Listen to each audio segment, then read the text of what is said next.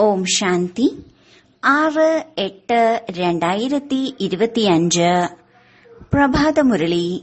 മധുരമായ കുട്ടികളെ, എത്ര സമയം ലഭിക്കുന്നുവോ ഏകാന്തമായി ഇരുന്ന് ഓർമ്മയുടെ യാത്ര ചെയ്യണം.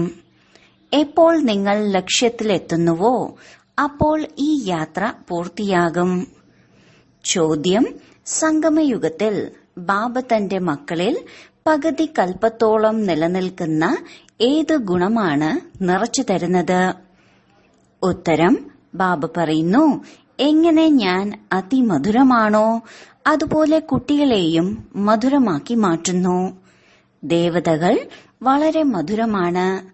നിങ്ങൾ കുട്ടികൾ ഇപ്പോൾ മധുരമായി മാറുന്നതിനുള്ള പുരുഷാർത്ഥം ചെയ്യുകയാണ്. ആരാണോ വളരെയധികം പേരുടെ നന്മ ചെയ്യുന്നത്, ആരിലാണോ ഒരു പൈശാചിക ചിന്തകളും ഇല്ലാത്തത്, അവർ തന്നെയാണ് മധുരമായിട്ടുള്ളവർ. അവർക്ക് തന്നെയാണ് ഉയർന്ന പദവി പ്രാപ്തമാകുന്നത്. അവരുടെ തന്നെ പൂജയാണ് പിന്നീട് ഉണ്ടാകുന്നത്. ഓം ശാന്തി. ബാബ ഇരുന്ന് മനസ്സിലാക്കി തരുന്നു, ഈ ശരീരത്തിന്റെ അധികാരി ആത്മാവാണ്. ആദ്യം ഇത് മനസ്സിലാക്കണം. എന്തുകൊണ്ടെന്നാൽ ഇപ്പോൾ കുട്ടികൾക്ക് ജ്ഞാനം ലഭിച്ചു. ആദ്യം മനസ്സിലാക്കണം, ഞാൻ ആത്മാവാണ്. ശരീരത്തിലൂടെ ആത്മാവ് കാര്യങ്ങൾ ചെയ്യുന്നു, പാട്ട് അഭിനയിക്കുന്നു. ഇങ്ങനെയുള്ള ചിന്തകൾ മറ്റൊരു മനുഷ്യനിലും ഉണ്ടാകില്ല. എന്തുകൊണ്ടെന്നാൽ ദേഹാഭിമാനത്തിലാണ്. ഇവിടെ ഞാൻ ആത്മാവാണ് എന്ന ചിന്തയിലാണ് ഇരുത്തുന്നത്. ഇതെന്റെ ശരീരമാണ്. ഞാൻ ആത്മാവ് പരമപിത പരമാത്മാവിന്റെ സന്താനമാണ്. ഈ ഓർമ്മ തന്നെയാണ് ഇടയ്ക്കിടെ മറന്നുപോകുന്നത്. ആദ്യം ഇത് പൂർണമായി ഓർമ്മിക്കണം. യാത്ര ചെയ്യുമ്പോൾ എപ്പോഴും മുന്നോട്ട് പോയിക്കൊണ്ടിരിക്കൂ എന്ന് പറയാറുണ്ട്. നിങ്ങൾക്കും ഓർമ്മയുടെ യാത്രയിൽ മുന്നോട്ട് പോയിക്കൊണ്ടിരിക്കണം. അഥവാ ഓർമ്മിക്കണം. ഓർമ്മിക്കുന്നില്ല അർത്ഥം യാത്ര ചെയ്യുന്നില്ല. ദേഹാഭിമാനം വരുന്നു. ദേഹാഭിമാനത്താൽ എന്തെങ്കിലും വികർമ്മം ഉണ്ടാകുന്നു. മനുഷ്യർ എപ്പോഴും വികർമ്മം ചെയ്തുകൊണ്ടിരിക്കുന്നു എന്നല്ല, പക്ഷേ സമ്പാദ്യം അവസാനിക്കുന്നുണ്ടല്ലോ. അതിനാൽ എത്ര സാധിക്കുമോ ഓർമ്മയുടെ യാത്രയിൽ തണുപ്പനാകരുത്. ഏകാന്തമായിരുന്ന് വിചാരസാഗര മന്ഥനം ചെയ്ത് പോയിന്റ്സ് കണ്ടെത്തണം. എത്ര സമയം ബാബയുടെ ഓർമ്മയിൽ ഇരിക്കുന്നുണ്ട്? മധുരമായ വസ്തുവിന്റെ ഓർമ്മ വരുമല്ലോ. കുട്ടികൾക്ക് മനസ്സിലാക്കി തന്നിട്ടുണ്ട്, ഈ സമയത്ത് എല്ലാ മനുഷ്യരും പരസ്പരം നഷ്ടം മാത്രമാണ് ഉണ്ടാക്കുന്നത്. കേവലം ടീച്ചറുടെ മഹിമയാണ് ബാബ ചെയ്യുന്നത്. അതിൽ ചില ടീച്ചേഴ്സ് മോശമായിരിക്കും.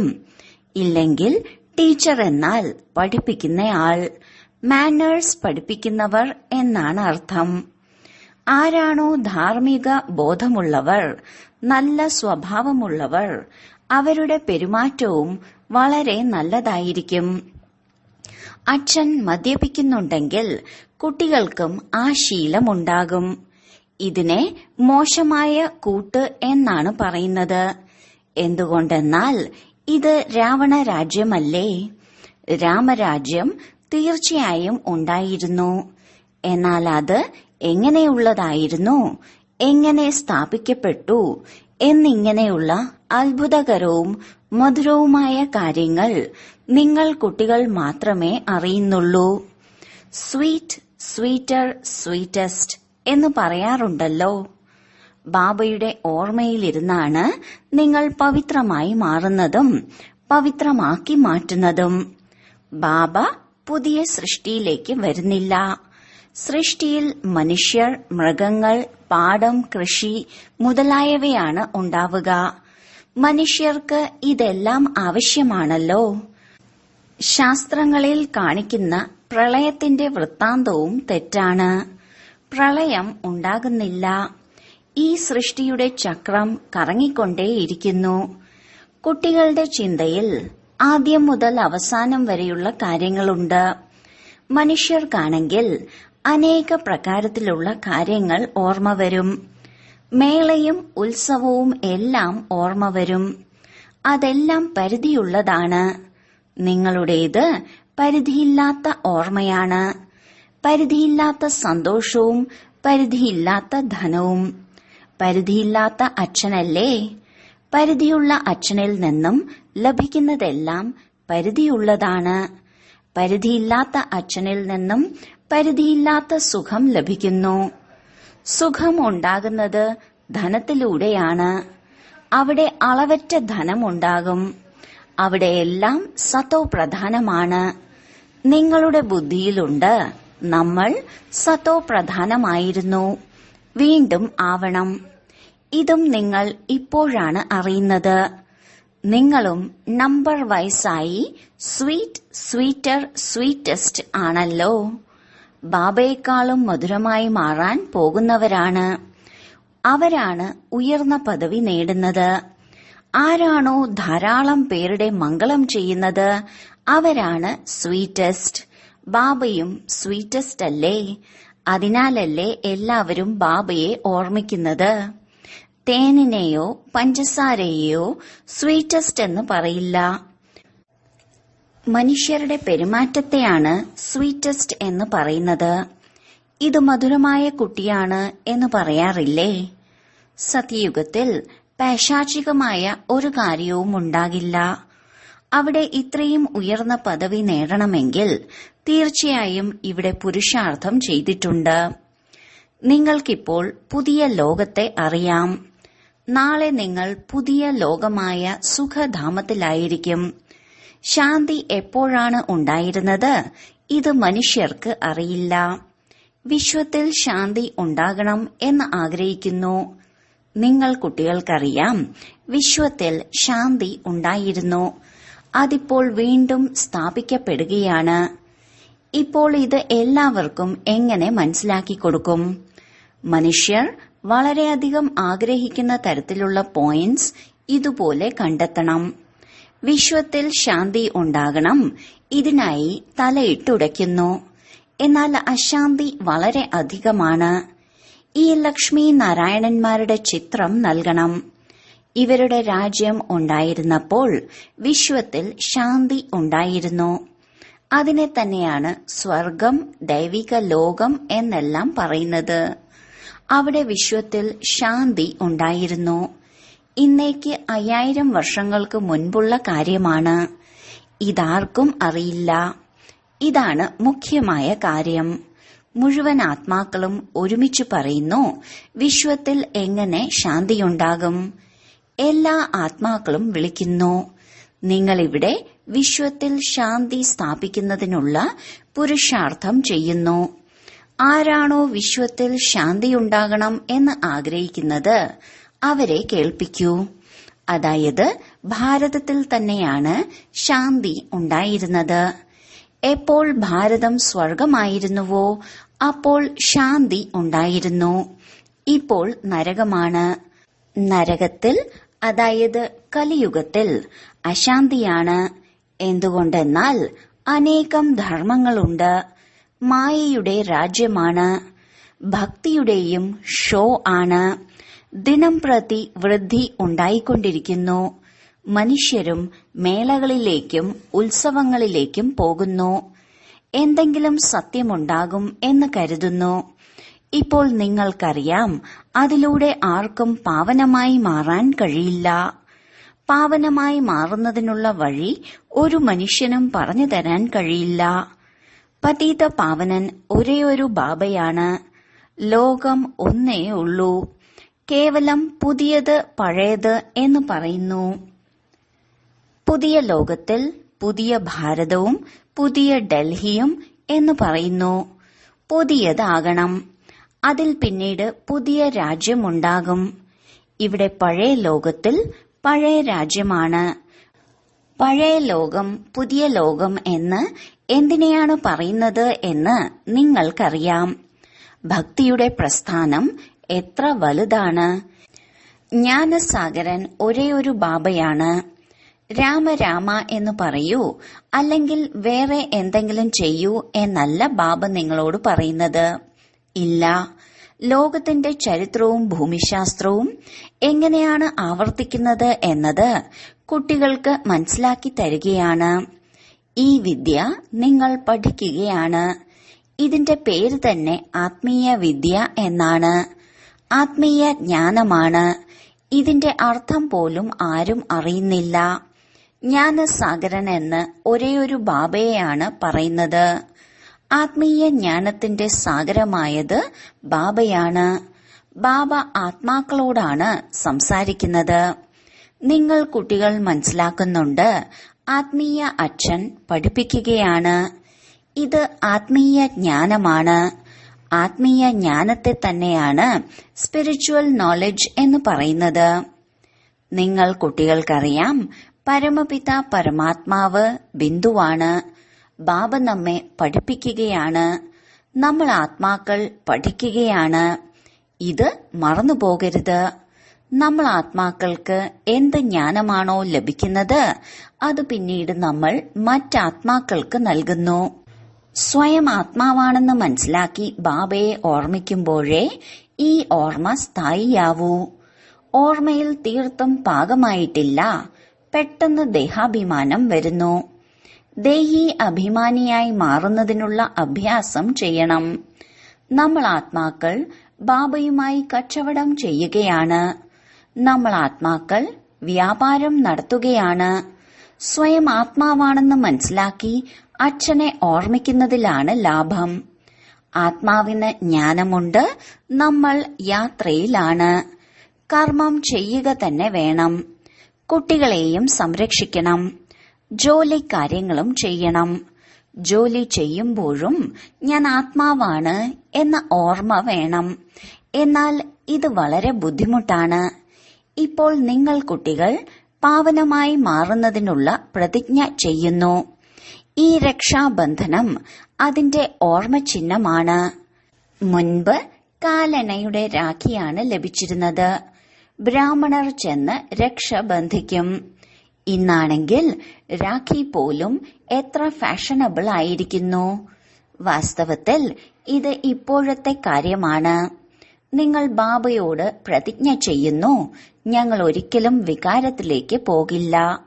അങ്ങയിൽ നിന്നും വിശ്വത്തിന്റെ അധികാരി ആവുന്നതിനുള്ള സമ്പത്ത് എടുക്കും. ബാബ പറയുന്നു, 63 ജന്മം വിഷയസാഗരത്തിൽ മുങ്ങിത്താഴ്ന്നാണ് വന്നത്. ഇപ്പോൾ നിങ്ങളെ ക്ഷീരസാഗരത്തിലേക്ക് കൊണ്ടുപോവുകയാണ്. സാഗരമൊന്നുമില്ല. ഉപമിച്ച് പറയുകയാണ്. നിങ്ങളെ ശിവാലയത്തിലേക്ക് കൊണ്ടുപോകുന്നു. അവിടെ അളവില്ലാത്ത സുഖമുണ്ട്. അല്ലയോ ആത്മാക്കളെ, ഇപ്പോൾ ഇത് അന്തിമ ജന്മമാണ്. അതിനാൽ പവിത്രമായി മാറൂ. എന്താ അച്ഛൻ പറയുന്നത് അനുസരിക്കില്ലേ? ഈശ്വരനായ നിങ്ങളുടെ അച്ഛൻ പറയുന്നു, മധുരമായ കുട്ടികളെ, വികാരത്തിലേക്ക് പോകരുത്. ജന്മജന്മാന്തരങ്ങളിലെ പാപം തലയിലുണ്ട്. അതെന്നെ ഓർമ്മിക്കുന്നതിലൂടെയേ ഭസ്മമാകൂ.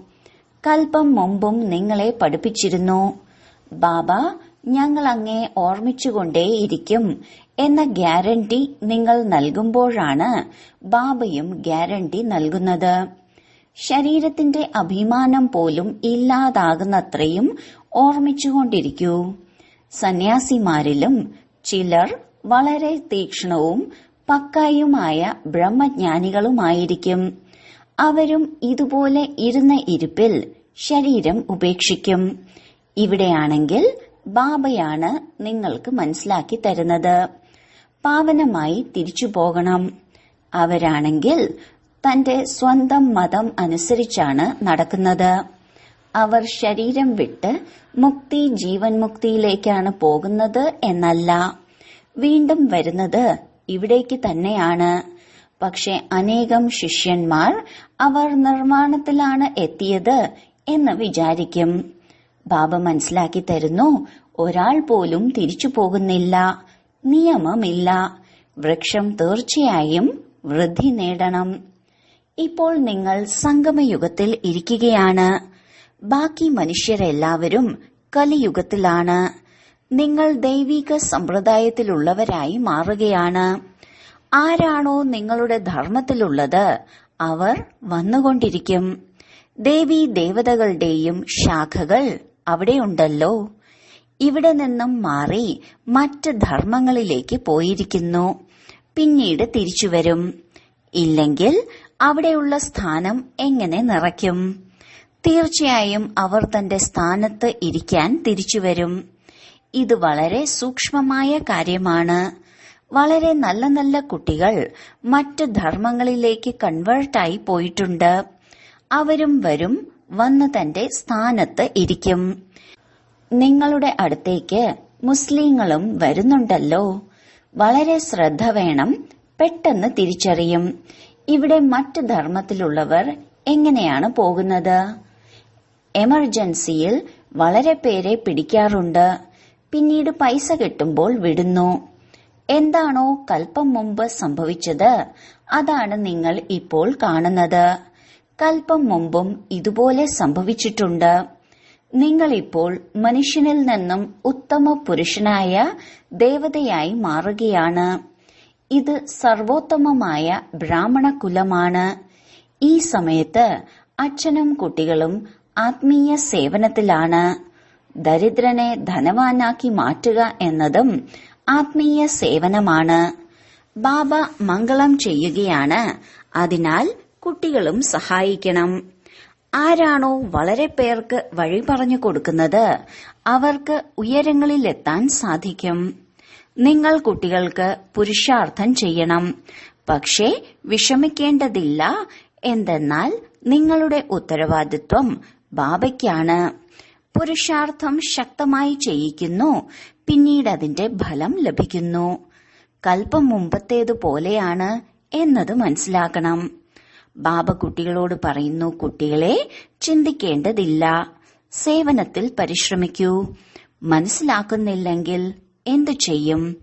ഈ കുലത്തിലേതല്ലെങ്കിൽ നിങ്ങൾ എത്ര തന്നെ തലയിട്ടുടച്ചാൽ പോലും ചിലർ അല്പം വിഷമിപ്പിക്കും, ചിലർ കൂടുതലും. ബാബ പറഞ്ഞിട്ടുണ്ട്, എപ്പോഴാണോ വളരെയധികം ദുഃഖങ്ങൾ ഉണ്ടാകുന്നത് അപ്പോൾ വരും. നിങ്ങളുടേത് ഒന്നും വ്യർത്ഥമായി പോകില്ല. ശരി പറഞ്ഞു കൊടുക്കുക എന്നതാണ് നിങ്ങളുടെ ജോലി. ശിവബാബ പറയുന്നു, എന്നെ ഓർമ്മിക്കൂ, എങ്കിൽ നിങ്ങളുടെ വികർമ്മം വിനാശമാകും. ഭഗവാൻ തീർച്ചയായും ഉണ്ട് എന്ന് ഒരുപാട് പേർ പറയുന്നു. മഹാഭാരത യുദ്ധത്തിന്റെ സമയത്ത് ഭഗവാൻ ഉണ്ടായിരുന്നു. ഏത് ഭഗവാനാണ് ഉണ്ടായിരുന്നത് എന്നതിൽ മാത്രം കുഴപ്പമാണ്. കൃഷ്ണൻ അതേ ഫീച്ചേഴ്സോടുകൂടി സത്യയുഗത്തിലേ വരികയുള്ളൂ. ഓരോ ജന്മത്തിലും ഫീച്ചേഴ്സ് മാറിക്കൊണ്ടിരിക്കും. സൃഷ്ടി ഇപ്പോൾ മാറുകയാണ്. പഴയതിനെ ഭഗവാൻ ഇപ്പോൾ എങ്ങനെയാണ് പുതുതാക്കി മാറ്റുന്നത് ഇതാർക്കും അറിയില്ല. അവസാനം നിങ്ങളുടെ പേര് വരും. സ്ഥാപന നടക്കുകയാണ്. പിന്നീട് ഇവർ രാജ്യം ഭരിക്കും. വിനാശവും ഉണ്ടാകും. ഒരു വശത്ത് പുതിയ ലോകവും മറുവശത്ത് പഴയ ലോകവും. ഈ ചിത്രം വളരെ നല്ലതാണ്. ബ്രഹ്മാവിലൂടെ സ്ഥാപന, ശങ്കരനിലൂടെ വിനാശം. ഇങ്ങനെയെല്ലാം പറയുന്നുണ്ട്. പക്ഷെ ഒന്നും മനസ്സിലാക്കുന്നില്ല. ത്രിമൂർത്തികളുടേതാണ് മുഖ്യമായ ചിത്രം. ഉയർന്നതിലും ഉയർന്നത് ശിവബാബയാണ്. ശിവബാബ ബ്രഹ്മബാബയിലൂടെ നമ്മെ ഓർമ്മയുടെ യാത്ര ചെയ്യാൻ പഠിപ്പിക്കുകയാണ്. ശിവബാബയെ ഓർമ്മിക്കൂ. യോഗം എന്ന വാക്ക് ബുദ്ധിമുട്ടായി തോന്നും. ഓർമ്മ എന്ന വാക്ക് വളരെ സഹജമാണ്. ബാബ എന്ന വാക്ക് വളരെ ലവ്ലിയാണ്. നിങ്ങൾക്ക് സ്വയം ലജ്ജ തോന്നും. ആരിൽ നിന്നാണോ വിശ്വത്തിന്റെ ചക്രവർത്തി പദവി ലഭിക്കുന്നത് ആ അച്ഛനെ ഓർമ്മിക്കാൻ നമ്മൾ ആത്മാക്കൾക്ക് സാധിക്കില്ലേ? സ്വയം ലജ്ജ തോന്നും. ബാബ പറയുന്നു, നിങ്ങൾ വിവേകശൂന്യരാണ്. ബാബയെ ഓർമ്മിക്കാൻ കഴിയുന്നില്ലെങ്കിൽ പിന്നെങ്ങനെ സമ്പത്ത് നേടും? വികർമ്മം എങ്ങനെ വിനാശമാകും? നിങ്ങൾ ആത്മാക്കളാണ്. ഞാൻ നിങ്ങളുടെ പരമപിതാവ്, പരമാത്മാവാണ്, അവിനാശിയാണ്. എനിക്ക് പാവനമായി മാറി സുഖധാമത്തിലേക്ക് പോകണം എന്ന് നിങ്ങൾ ആഗ്രഹിക്കുന്നുവെങ്കിൽ നിങ്ങൾ ശ്രീമത്തിലൂടെ നടക്കൂ. അച്ഛനായ എന്നെ ഓർമ്മിക്കൂ, എങ്കിൽ വികർമ്മം വിനാശമാകും. ഓർമ്മിക്കുന്നില്ലെങ്കിൽ എങ്ങനെ വികർമ്മം വിനാശമാകും? ശരി, വളരെ കാലത്തെ വേർപാടിനു ശേഷം തിരികെ കിട്ടിയ മധുരമധുരമായ സന്താനങ്ങൾക്ക് മാതാവും പിതാവുമായ ബാബ്ദാദയുടെ സ്നേഹസ്മരണകളും പുലർക്കാല വന്ദനവും. ആത്മീയ പിതാവിന്റെ ആത്മീയ കുട്ടികൾക്ക് നമസ്കാരം. ധാരണയ്ക്കുള്ള മുഖ്യസാരം: 1. എല്ലാ പ്രകാരത്തിലും പുരുഷാർത്ഥം ചെയ്യണം. ചിന്തിക്കേണ്ടതില്ല. എന്തെന്നാൽ നമ്മുടെ ഉത്തരവാദി സ്വയം ബാബയാണ്. നമ്മുടെ ഒന്നും വ്യർത്ഥമാവുകയില്ല. 2. ബാബയ്ക്ക് സമാനം വളരെ വളരെ മധുരമായി മാറണം. അനേകം പേരുടെ മംഗളം ചെയ്യണം. ഈ അന്തിമ ജന്മത്തിൽ തീർച്ചയായും പവിത്രമാകണം. ജോലി കാര്യങ്ങൾ ചെയ്യുമ്പോഴും ഞാൻ ആത്മാവാണ് എന്നത് അഭ്യസിക്കണം. വരദാനം: ഗൃഹസ്ഥത്തിലിരുന്നു കൊണ്ടും ഫരിഷ്ത അവസ്ഥയുടെ സാക്ഷാത്കാരം ചെയ്യിക്കുന്ന സാക്ഷാത്കാരമൂർത്തിയായി ഭവിക്കട്ടെ. ഗൃഹസ്ഥത്തിന്റെ വിസ്താരത്തിലിരിക്കുമ്പോഴും വിസ്താരത്തെ ചുരുക്കി ഉപരാമസ്ഥിതിയിലിരിക്കുവാനുള്ള അഭ്യാസം ചെയ്തുകൊണ്ടിരിക്കൂ. ഇപ്പോഴിപ്പോൾ സ്ഥൂല കാര്യങ്ങൾ ചെയ്തുകൊണ്ടിരിക്കുന്നു. ഇപ്പോഴിപ്പോൾ അശരീരിയായി മാറി. ഈ അഭ്യാസം ഫരിഷ്ത അവസ്ഥയുടെ സാക്ഷാത്കാരം ചെയ്യിപ്പിക്കുന്നു. ഉയർന്ന സ്ഥിതിയിലിരിക്കുമ്പോൾ ചെറിയ ചെറിയ കാര്യങ്ങൾ വ്യക്തഭാവത്തിന്റേതാണെന്ന അനുഭവമുണ്ടാകും. ഉയരത്തിലേക്ക് പോകുമ്പോൾ താഴ്ന്ന അവസ്ഥ താനെ ഇല്ലാതാകും. പരിശ്രമം വേണ്ടിവരില്ല. സമയവും ലാഭിക്കാം. സേവനങ്ങളും ഫാസ്റ്റിൽ നടക്കും. ബുദ്ധി വളരെ വിശാലമായി മാറും. അതിനാൽ ഒരേ സമയത്ത് അനേകം കാര്യങ്ങൾ ചെയ്യാനുമാകും. സ്ലോഗൻ: സന്തോഷത്തെ നിലനിർത്തുന്നതിനായി ആത്മാവാകുന്ന ദീപത്തിൽ ജ്ഞാനമാകുന്ന നെയ് ദിവസവും ഒഴിച്ചുകൊണ്ടിരിക്കൂ. അവ്യക്ത സൂചന: സഹജ യോഗികളായി മാറണമെങ്കിൽ പരമാത്മാ സ്നേഹത്തിന്റെ അനുഭവികളായി മാറൂ. ബാബയ്ക്ക് കുട്ടികളോട് വളരെ സ്നേഹമുണ്ട്. അതിനാലാണ് സദാ കുട്ടികളെ നിങ്ങൾ ആരാണോ എങ്ങനെയാണോ എന്റേതാണ് എന്ന് പറയുന്നത്. ഇങ്ങനെ താങ്കളും സദാ ലവ്ലീനമായി ഇരിക്കൂ. ഹൃദയത്തിൽ നിന്ന് പറയൂ, ബാബ എനിക്കെല്ലാം ബാബയാണ്. ഒരിക്കലും അസത്യ ലോകത്തിന്റെ പ്രഭാവത്തിൽ വരരുത്. ശ്രേഷ്ഠ ഭാഗ്യത്തിന്റെ രേഖ വരയ്ക്കാനുള്ള പേന ബാബ തന്റെ കുട്ടികളുടെ കയ്യിലാണ് തന്നിരിക്കുന്നത്. താങ്കൾ എത്ര ആഗ്രഹിക്കുന്നുവോ അത്രയും ഭാഗ്യമുണ്ടാക്കാൻ കഴിയും. ഓം ശാന്തി.